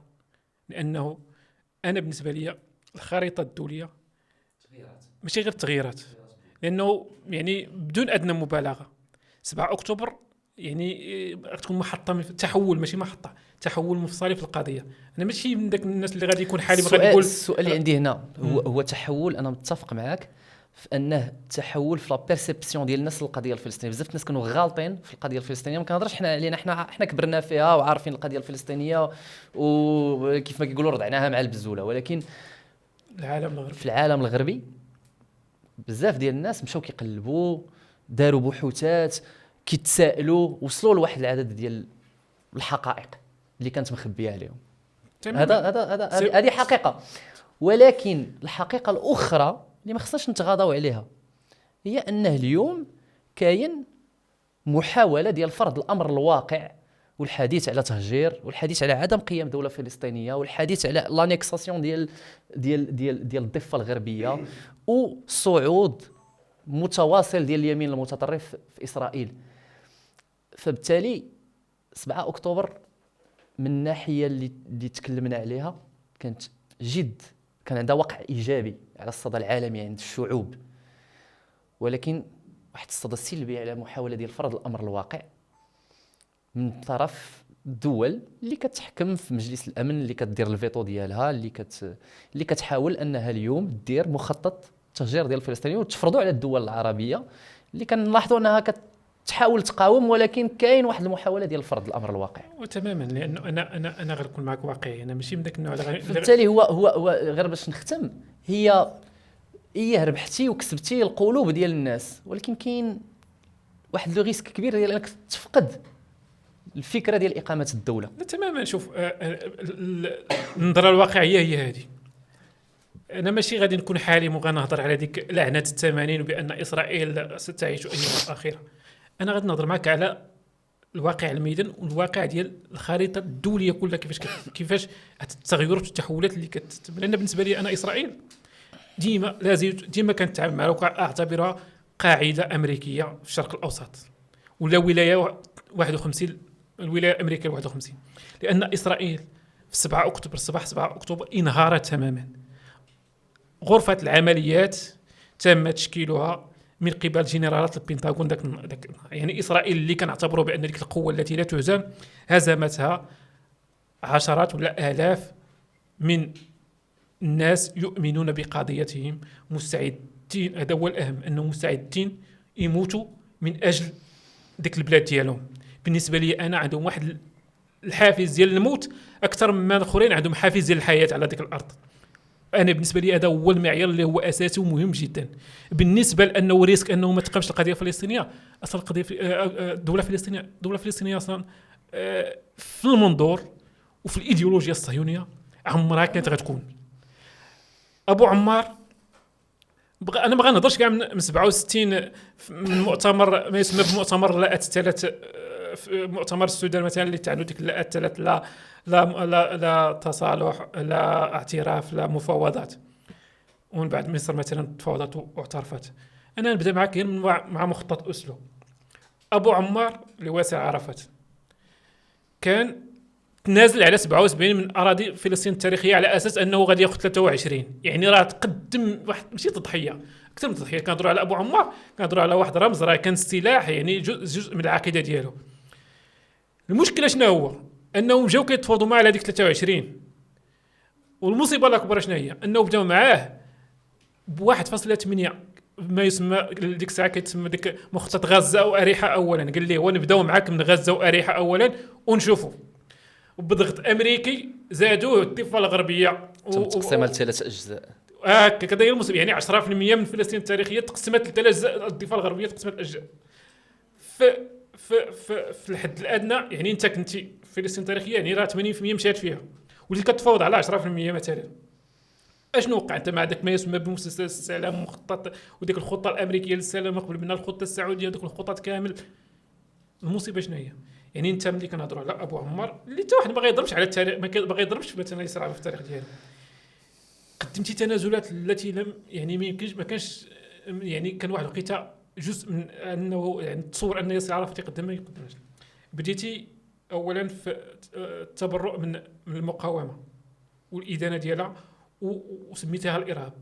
ملي ضغط عليها بوش مثلا سميتو في 2001 داك الشيء، وخرج واحد البيان اللي هو شاعر ديال ياسر عرفات انه كيعتبر ان داك الشيء اللي كتقوم به المقاومه جزء من الارهاب. وفي 2000 عاوتاني في الانتفاضه الثانيه بدا التنسيق الامني قبل ما يجي التتويج ديال هذا ماشي التباطؤ، وانما انه كان عرفه كيحلم بدوله فلسطينيه مع التنازلات ديالو، مع ان العرب ضغطوا عليه خصوصا مصر. قلنا الى ربما الى يعني بزاف كيتذكروا واحد واقعه شهيره حسني مبارك من انه يا حمار. يعني تصور انه انت يعني بكى وقع بالبكاء وخرائط ما عرفتش شنو فيهم. يعني انت وصلت لواحد المرحله في الاخر شنو هو غادي يتواطئوا عباس ودحلال باش انهم يتخلصوا من عرفات، وغادي يبدا داك قال لي هذاك ما يسمى ديك حتى المناطق ثلاثه الضفه الغربيه مع التنسيق الامني كتولي داك الاداره الذاتيه، شبه الاداره الذاتيه. يعني انت حتى داك تنبغيو نسوق انه كاينه واحد السلطه فلسطينيه، كاين داك الشيء كلشي غير نوع من قال لي هذاك مهدئ طويل. دونك 7 اكتوبر كان خاصها تطر. اوكي. انا التساؤل ديالي اللي غادي يكون هو انه في اطار ديال اننا كنهضروا على حركه حماس، كاين بزاف ديال الناس كيشوفوها قبل كل شيء على اساس انها حركه اسلاميه، وربما تابعه للاخوان المسلمين ولا تابعه لهدف الايديولوجيه ديالها. وكاين بزاف ديال الناس اللي التعاطف ديالهم للقضيه الفلسطينيه بهذا المعيار هذا، لا راه حماس راه قريبه عندها واحد الايديولوجيه ديال الاخوان كذا. ولكن الا رجعنا للتاريخ ديال القضيه الفلسطينيه، راه الفصائل التاريخيه اللي كانت كتدافع على فلسطين كانت فصائل علمانيه. منظمه التحرير راه كانت فصيل يساري علماني يدافع عن فلسطين موحده يعيش فيها اليهود والمسيحيون والمسلمون جنبا الى جنب، ودوله علمانيه ما هي مسلمه ما هي يهوديه ما هي هذا، دوله علمانيه يعيشوا فيها بثلاثه. شنو طرا لهم بطبيعه الحال؟ انه تم وصفهم بنفس الوصفات اللي اليوم كتوصف بهم حماس: ارهابيين مسلحين، داروا عمليه في ميونخ، داروا عمليه في كذا، داروا عمليه في كذا. فبالتالي هذا التوصيف ديال الارهاب في الاخير سواء كنتي اسلامي كنتي يساري كنتي وسطي وبغيتي ربما تدافع على بلادك وتدافع وتقاوم امام من يحاول اغتصاب ارضك، يعني هو في الاخير كيبقى واحد السلاح اللي كيتستعمل ضدك من اجل اهداف استعماريه، ربما من اجل اهداف ديال بروباغندا اعلاميه، باش يتم ربح يعني واحد العدد كبير ديال الشعوب وديال الناس. يمكن لنا نهضروا على الظروف باش نشأت حماس. الظروف اللي نشأت فيها حماس هي الظروف اللي تكلم عليها ابراهيم في الاخير ديالو. كان تم نزع السلاح، تم المفاوضات ديال السلام، وبعد ذلك الفلسطينيين شافوا باللي تنازلوا بلا ما يربحوا والو، تنازلوا على السلاح والمقاومه اللي كانوا كيدافعوا بها على الاقل على ارضهم، وما ربحوا والو. فبالتالي من بعد جات حماس شافت الامور وقالت لا، السلاح ما خصناش نتنازلوا عليه. واللي كيزيد يدكي الفكره ديال ان المقاومه هي السبيل الوحيد باش تربح ولو شي حاجه بسيطه، راه هو الانتفاضه اللي كانت طرات في 2005. لان اسرائيل رغم المفاوضات ديال اوسلو ما انسحباتش من غزه. امتى انسحبات؟ حتى طرات الانتفاضه. فبالتالي حتى هذه فكره كتدكى عند الناس ديال انه راه ماشي بالمفاوضات باش غادي نقدر نخرج المستعمر، ولكن بالمقاومه. وربما هنا جات الفكره ديال 7 اكتوبر. فبالتالي انا بغيت غير نسولك على الراي ديالك في حركه حماس وكيفاش يمكن اننا نتعاملوا معها، خاصه انه اليوم كنسمعوا في المغرب اصوات اللي حتى هي تتسمي حماس بحركه ارهابيه، في حين ان جلاله الملك في 2021 ولا في 2020 دار عشاء ملكي على هانيه، على شرف ديال هانيه ملي زار حزب العداله والتنميه وحزب الاصاله والمعاصره. هو شوف، اولا باش نرجعوا لحركه حماس ولا المقاومه، دائما المقاومه المسلحه ولا السلاح ولا النزاعات المسلحه تيكون عندها اثر سلبي اكثر من عمليه السلام اللي كتكون مفاوضات وتكون انتزاع واحد الحق بالمفاوضات. هذه الاولى. الحاجه الثانيه هو انه منين كنتكلموا على القضيه الفلسطينيه وكنتكلموا على 7 اكتوبر، 7 اكتوبر اللي جات في واحد الظرف خاص على المستوى يعني جيوسياسي في المنطقه. ملي جات 7 اكتوبر كانت سوريا لا تعيش ما تعيشه اليوم. كان كذلك صراعات في اليمن، في السودان، في عدد من نقاش على التطبيع ديال السعوديه، دول المنطقه، نقاش على تطبيع السعوديه، يعني في واحد يعني واحد التحولات جيوسياسيه مهمه في واحد المنطقه اللي شاءت الاقدار مع الاسف انها تكون منطقه كتشهد صراعات. فبالتالي 7 اكتوبر يعني من الصعب عدم ادانه ما حدث وعدم ادانه قتل المدنيين من اي جهه كانت. حركه حماس اليوم وكيف ما قلتي على انه قيادي اللي هو ابو مرزوق اللي كيدير تصريحات، وكانت تصريحات اخرى ردود فعل مباشره بعد التصريحات ديالو، كيعني لان هناك يعني صراع داخل الحركه اللي من المفترض منها او من المفروض منها انها تدافع على قضيه عادله اللي هي القضيه الفلسطينيه وإقامة دولة فلسطينية ذات سيادة كاملة وعاصمتها القدس على حدود 67. فبالتالي اليوم السؤال اللي كيطرح ولا الجواب على السؤال ديالك هو أنه ماشي بالضرورة نمشيو للنزاعات المسلحة وماشي بالضرورة أننا نمشيو للحرب من أجل إنهاء نزاع سياسي. علاش؟ لان كيكون التكلفه كبيره. انت شفتي التكلفه ديال ما حدث مع 7 اكتوبر، الملايين ديال الشهداء، مستشفيات كيتدمروا اليوم. قلتي كنهضروا على اقبار الدوله الفلسطينيه ومخطط تهجير الفلسطيني، هنا كما نسماه يعني وعد بلفورد في النسخه الثانيه ديالو. اليوم كاين قمه عربيه في القاهره، كان قبل منها اجتماع ديال وزراء خارجيه مجلس التعاون الخليجي مع المغرب، سوريا، مصر والاردن لبحث حلول اللي تكون في اطار مسلسل سياسي، في اطار مسلسل سلام. دابا ولكن اسمح لي وديع، دابا مسلسل سياسي ومسلسل سلام كيتدار مع طرف اللي باغي السلام. احنا اليوم قدام مجتمع اسرائيلي متطرف. راه ديما انا ما عرفتش، كنشوف باللي كنمشيو نشوفوا باللي حماس حركه اسلاميه وكنغضوا عينينا على شنو وقع في المجتمع الاسرائيلي. المجتمع الاسرائيلي في السبعينات الستينات الثمانينات كان مجتمع فيه العلمانيه، فيه اليسار، قابل للنقاش. اليوم انا متفق معك على انه لا متفق معك، غير قابل للنقاش، متفق معك لا شوف متفق معك، لان دايوغ الافكار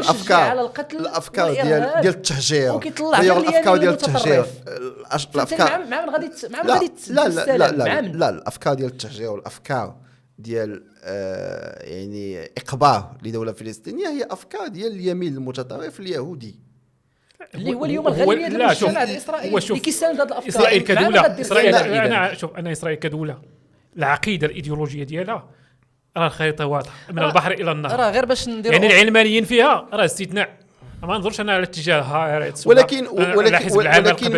ولكن ما يمكنش نجيو اليوم ونقولوا على ان التوجه اللي خصو يكون هو توجه مسلح، توجه هذا ماشي خيار، هذا راه اجبر الفلسطينيين عليه. انت مثلا ملي كتجلس في دارك ما بيك ما عليك حتى كيهجموا عليك مثلا عصابه ديال المستوطنين، يا اما يشفروا الناس اللي عندهم مثلا في الحدود مع المستوطنات يشفروا لهم مثلا البهايم ديالهم وكيجيو الجنود وكيحرسوا داك العمليه ديال الشفره، ولا كيهجموا عليك للدار. ولكن السؤال اللي خص يطرح، واش النزاعات المسلحه هي الحل؟ طيب ماشي الحل، هي الحل لأننا كنشوفوا النتائج، الحل ما نهضروش على الحل، كنهضروا على الضروره. لا فبالتالي مسلسل سلام هو اللي كنعتقد شنو هو البديل الا ما كانش هذا هو البديل، هو ان المنظمه الدولي والمجتمع الدولي بما فيهم حنا لاحظنا ان المنظمه الدولي ديما الفيتو كديروا الدول العظمى اللي عندها الحق في الفيتو باش تحبس اي مسلسل. كتكون تغيرات اليوم في الصراع الاوكراني الروسي كاين متغيرات مع صعود اداره امريكيه جديده، فبالتالي انه اي نزاع اقليمي كيف ما كان في العالم كامل كيما من عدد من المحطات صحيح على انه القضيه الفلسطينيه هي يعني قضيه قديمه وقضيه اللي كبر معها الوطن العربي وكبر معها العالم العربي، رغم ان هذا العالم العربي ربما وقع فيه انقسام من 1973 من موراء اتفاقيه كامب ديفيد، وتأسسوا يعني في الوقت اللي كان الأجدر هو أنه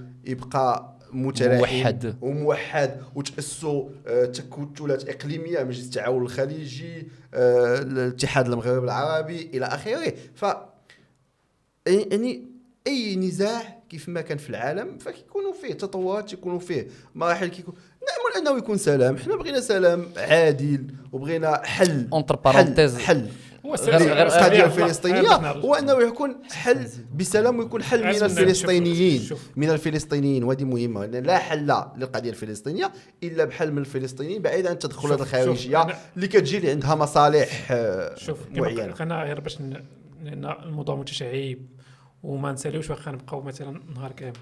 حنا كنهضروا على مسألة ديال الكفاح المسلح كخيار ولا كضرورة. بالنسبة للفلسطينيين جربوا ما هو يعني المفاوضات السلمية، ما قدرتش الغرض أنه كل ما الفلسطينيين قدموا تنازل كل ما زادت الغطرسة ديال الجانب الآخر. وبالتجربة أن راه عطيتك مثلا تطور مثلا ديال مسار ديال أبو عمار ولا ديال منظمة التحرير الفلسطينية، الرئيس الإسرائيلي اللي وقع على اتفاقية السلام تم اغتياله سنة بعد ذلك. لأنه حنا ملي كنهضروا مثلا على داكشي اللي دارت حماس، نفترضوا كاع الضحايا يوصلوا 2000 مثلا مقابل مثلا 50,000. أنا دائما كنرجع للتاريخ بعض الأحيان لأنه فيه عبر فيه دروس اللي كتخلينا مثلا كتشوف مثلا هادشي اللي وقعنا علاش نقول لك انا راه تحول، انه مثلا تقارنوا غير بواحد 4 ولا 5 ديال الحروب سابقه ديال حروب التحرير، وما غادي نمشيش بعيد كاع نهضر مثلا على الحاله ديال الجزائريه، واخا حنا كان عندنا حساسيه منها. ما عندناش حساسيه مع الجزائر، مع النظام التاريخي ديالهم. في احداث 8 ماي 1945 في الجزائر خرجوا الناس عادي نازين غير الدرابوات وكيبغاو الاستقلال ديالهم من الجزائر. تصور شحال عدد القتلى ما بين 50,000 حتى 60,000 في أقل من عام مقابل 103 ديال الفرنسيين.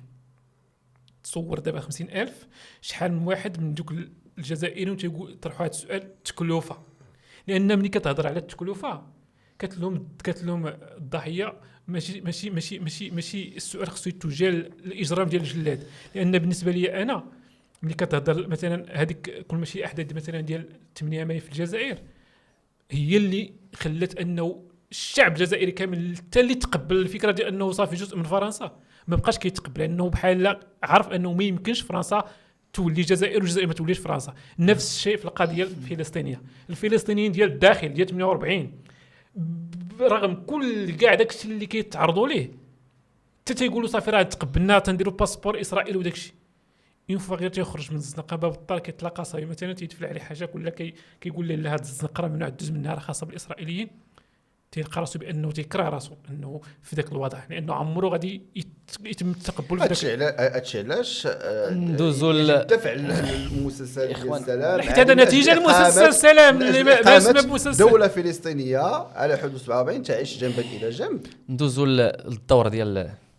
المغرب. إسرائيل. انا ديك المرات الصراحه جلست كنقرا وقريت باللي شي صحيفه اسرائيليه جبدت المغرب كوجهه منتظره لاستقبال فلسطين. صراحه قريتها بديت كنضحك، لانه انا زعما الحمد لله حنا في المغرب عارفين ان المغرب عمره ممكن انه يقبل بهذا المخطط، ولكن من بعد بديت كنتسائل شنو هو الهدف من تسريب خبر مثل هذا.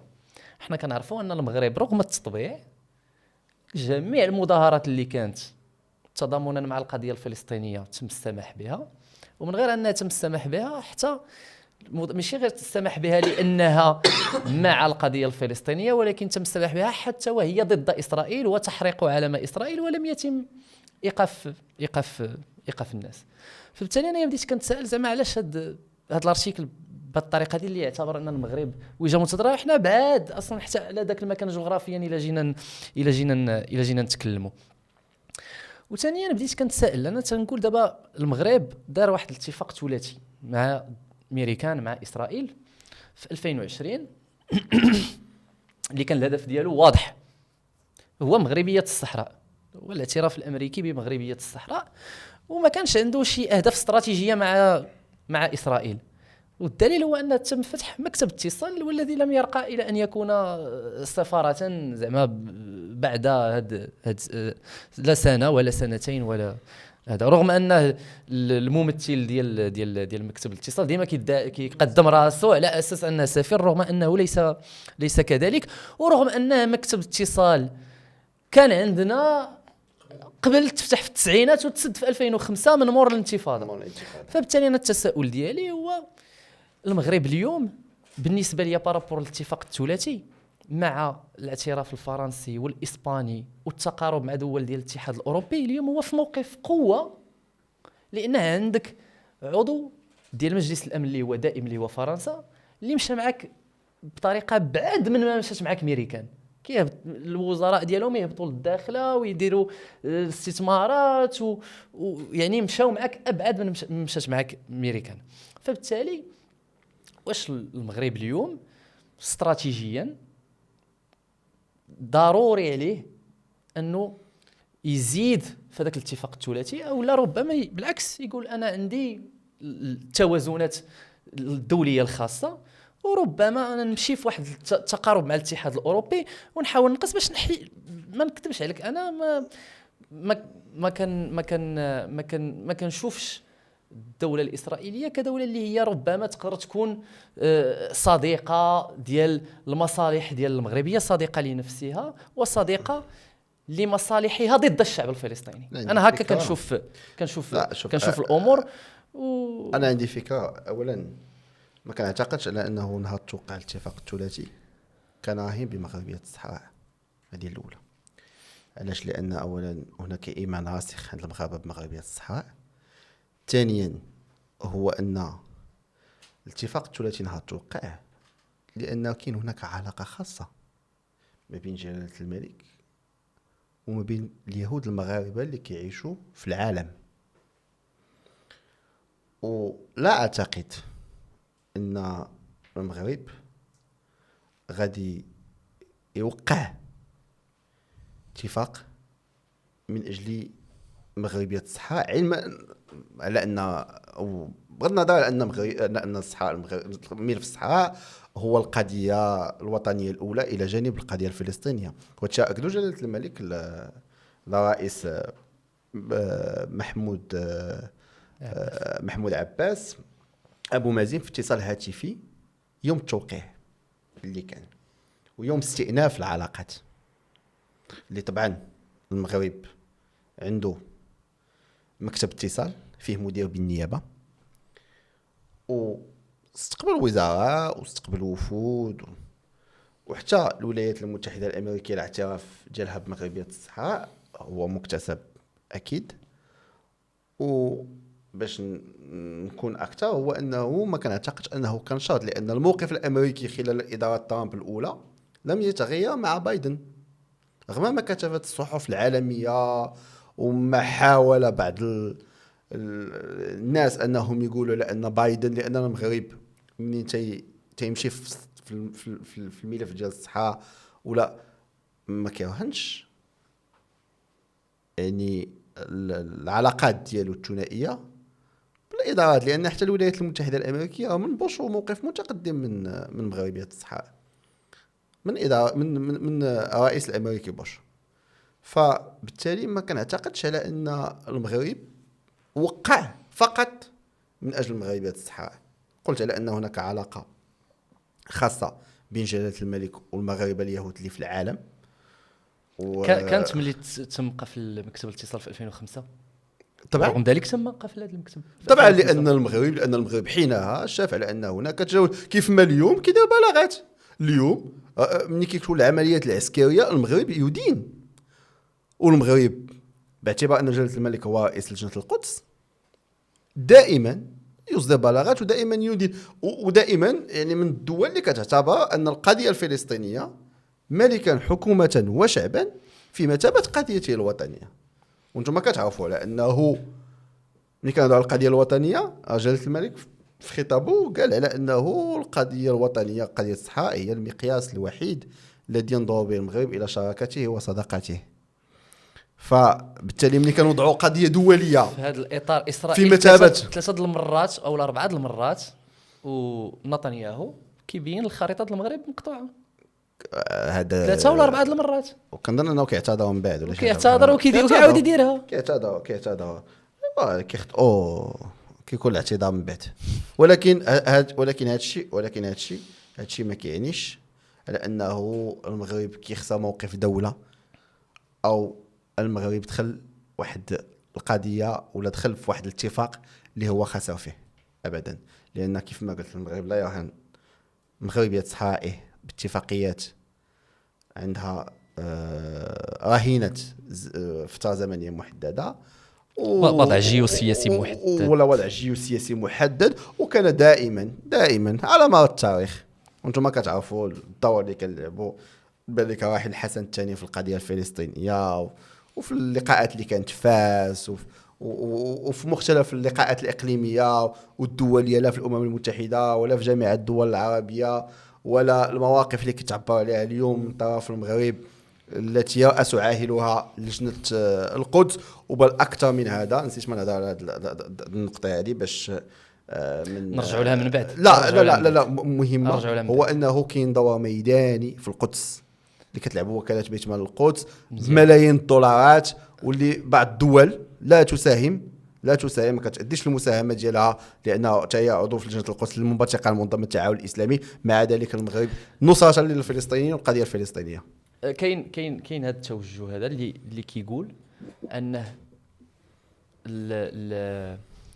النورماليزاسيون ديال تطبيع العلاقات مع اسرائيل ربما يفتح للمغرب واحد الامكانيه ديال يفاوض للفلسطينيين مباشره مع الطرف الاسرائيلي. ويعني هي كاين اللي غيقول لك هي فقط مقوله، ولكن في الواقع شفنا ان في الوقيته اللي كتجمع المساعدات للفلسطينيين محبوسه دخلت مساعدات مغربيه لغزه. فبالتالي كاين هذا التوجه هذا.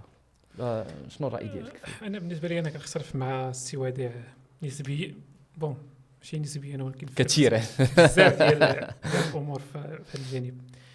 اولا أنا بالنسبه لي ذاك الاتفاق ما اسميه بذاك التطبيع المشروط، يعني لانه اشترط باعتراف بامريكا مغربيه الصحراء، يعني عنده ارتباط مباشر بقضيه الصحراء.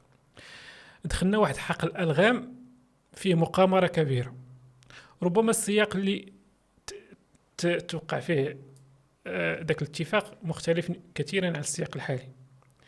دونك كان يعني حتى في ديك المرحله راه بزاف ديال المغاربه قالوا ممكن الا كان غادي يحل لنا مشكل ديال واحد الدرسه طويله. انا اولهم. انا شوف انا دافعت في انا شوف انا قلت ان من البراغماتيو ان المغرب يمشي في هذا الاتجاه. سؤال: كيفاش كتشوف مستقبل ديال القضيه الفلسطينيه اولا، وكيفاش كتشوف مستقبل ديال الاتفاق الثلاثي ما بين المغرب والولايات المتحده الامريكيه واسرائيل مع الصعود ديال ترامب، خاصه ان ترامب كيشرط على الدول في العلاقات ديالها مع اسرائيل؟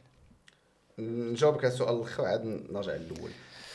نحاولوا لا هذا لان هذا اخر سؤال. لا باختصار. اولا طبعا انه منذ حدوث ما حدث في 7 اكتوبر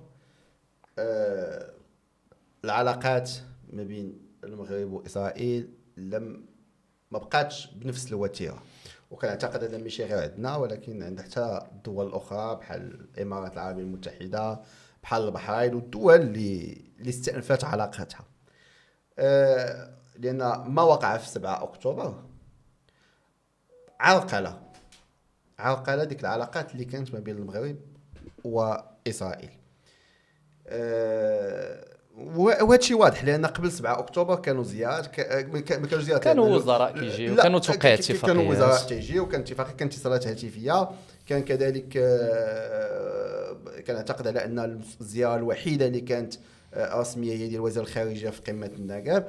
فشيء طبيعي لان المغرب دائما انا قلتها وكنعاود نقولها، هادشي مواقف اللي كيتعبر عليهم منذ اليوم الاول، هو انه المغرب مع القضيه الفلسطينيه، جلاله الملك بصفته رئيس لجنه القدس مع نصره الفلسطينيين والقضيه الفلسطينيه، وقلت لكم شنو كانت كديروا كانت بإجمال القدس، بل اكثر من هذا في اي اعتداء وفي اي عمليه اسرائيليه على غزه ولا الضفه الغربيه، المغرب يصدر موقفه ويعبر عن قلقه. المغرب فاعل كان وما زال.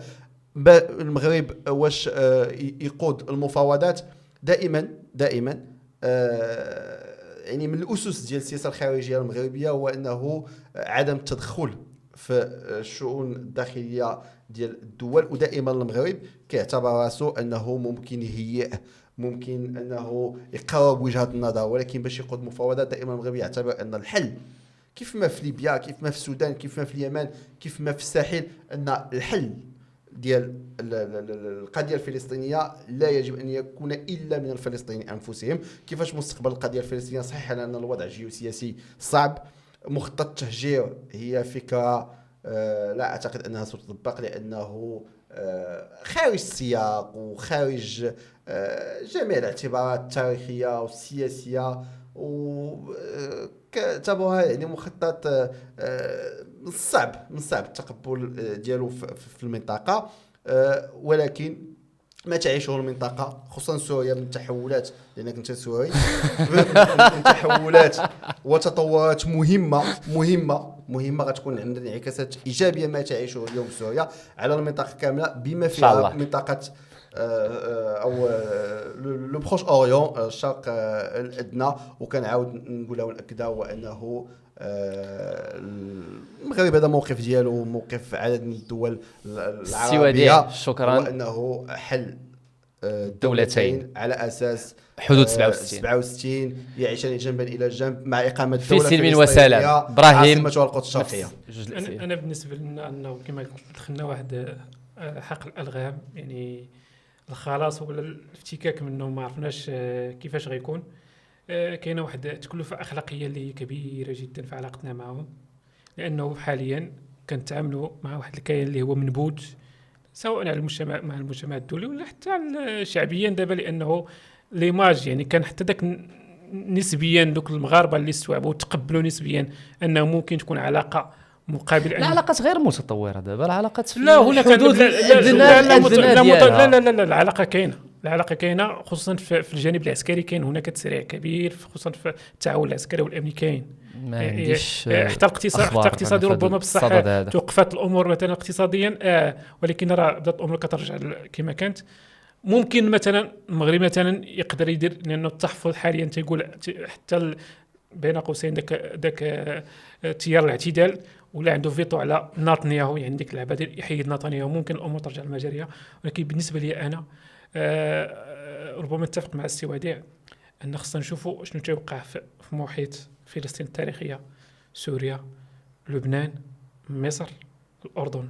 لانه حاليا انظار نتنياهو ليس فقط تكتفي بانه ما سماها بيهودا والسمراء اللي هي الضفه الغربيه، انه ما بقاش غيسميها الضفه الغربيه، يعني مسلسل الضم حاليا دابا ولا انه اعلن ان دروز سوريا كان طلب رسمي بانهم يضمهم، وداك جبل الشيخ في سوريا في الجولان قام بضمه واعلن بانه غتبقى تما. في لبنان وكذلك، انه حتى الاتفاقيه انه اعلن بانه ما غيكتفيش فقط بديك الخمسه النقاط اللي الامنيه المراقبه، يعني كيان توسعي وماشي بن كفير ولكن شي واحد من سموتريتش، لا شي واحد من الليكود كان اعلن صراحه بان يعني رجع نفس الفكره ديال انه سيناء جزء من سميتو من اسرائيل، من ارض اسرائيل. يعني الافكار اللي كتغذي داك الايديولوجيا الصهيونيه رجعات مع هذا النوع من الزهو بهذه القوه اللي. ولكن بالنسبه لي بالعكس، انا كنشوف انه كان داك الاحتقار ديال حماس هو اللي جاب هذيك الدقه، ان داك الزهو بالقوه هو اللي غيجيب الدقه الكبيره ان شاء الله. شكرا لكم بجوج، شكرا على الحضور ديالكم، شكرا على المتابعه ديالكم. نتلاقاو في حلقه مقبله. الا بغيتوا نناقشوا شي مواضيع واحده اخرى كتبوها لنا في التعليقات. اللي عندكم شي ملاحظات على النقاش كتبوه في التعليقات، كتفقوا مع شي واحد فيهم ضد شي واحد فيهم كتبوها في التعليقات. شكرا لكم مره اخرى. كل شيء بالسياسه. في السن ديالك ما بين 18 و 35 سنه وكتفرج فينا ومهتم بالسياسه، كندعيك باش تعمر واحد الفورمولير اللي كياخذ بالراي ديالك في السياسات العموميه ديال 14 قطاع. جيل 2030.org. شارك.